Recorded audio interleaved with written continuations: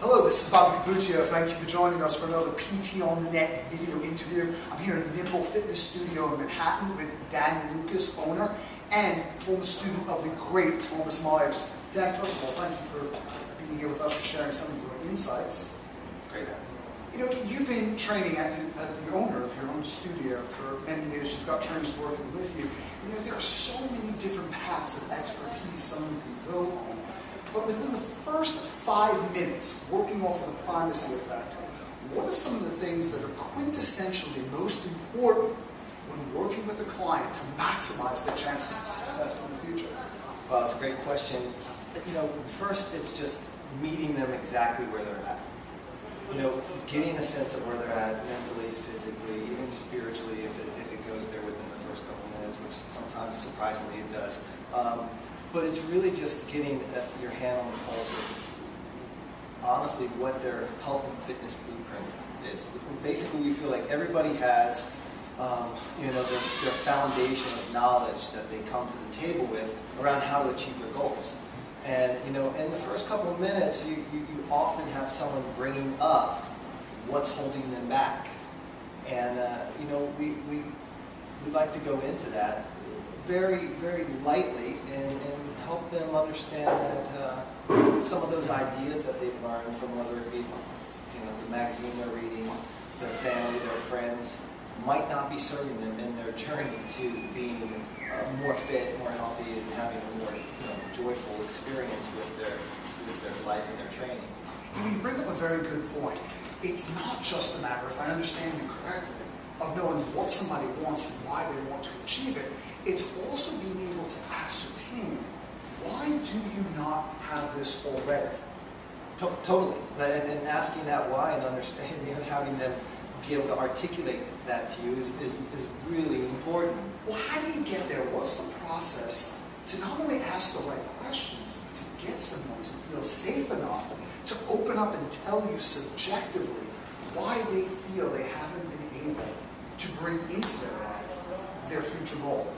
Well, first it's being open as a trainer yourself and having that intention that you're open to go there for wherever this first initial session might take you.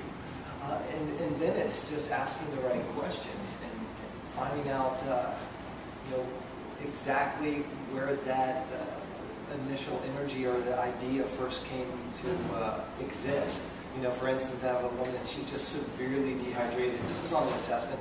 First couple minutes in, you could just see it. And her water smelled like sulfur when she was a child. She never understood why she doesn't drink water. But that was the reason. So it's just asking some simple questions around the basic life cycles of movement, nutrition, and recovery. And just getting your hand on that pulse so you know within those first couple minutes what someone's energy level's like. Can they even begin an exercise strength training program, or do you need to start them at the very basic levels of understanding, differentiating your joints, activating muscles with light isometrics, and finding that starting point from the first couple of minutes in the assessment? What are 2 or 3 questions that are critical to ask that most trainers you've worked with here at the Nimble Studio really don't intuitively know to ask up front? Do you know what I mean? Yeah. Yeah, I mean, I think it's first just having the energy or just the grounding energy to ask them straight up, you know, what do you feel has been holding you back from achieving your goals? I mean, first you just have to ask that question. It sounds so simple, but I think maybe it's left out of a lot of initial meetings and initial assessments. And then it's just asking little questions of, really it's about hearing it off of that and watching where that, and asking a question off of some resistance that they give from that question. Does that make sense? So it's really, you have to be intuitive with where they're taking you with their energy. When you ask that question, Dan, do a lot of people know, or do they have to introspectively search about That's a great question. to arrive at the answer? Actually, they don't know, but it's right on the surface of their being. It's funny. It's like right there. It's the same thing with your family members, and they're asking you about your fitness, and they're like, oh, I'm feeling like this and I'm feeling like that. Well, have you been sleeping? Well, no. Well, maybe you should probably cut the caffeine down so you can get to bed a little bit earlier. And it's this thing like often it's boiling right at the surface, but it's not in their consciousness for whatever reason at that point. It's not in their understanding of how they need to change. So that's a great question. And then it's kind of following down that path to dig a little bit deeper very quickly, because this is just a quick assessment, to get to the heart of where they have the most resistance to change.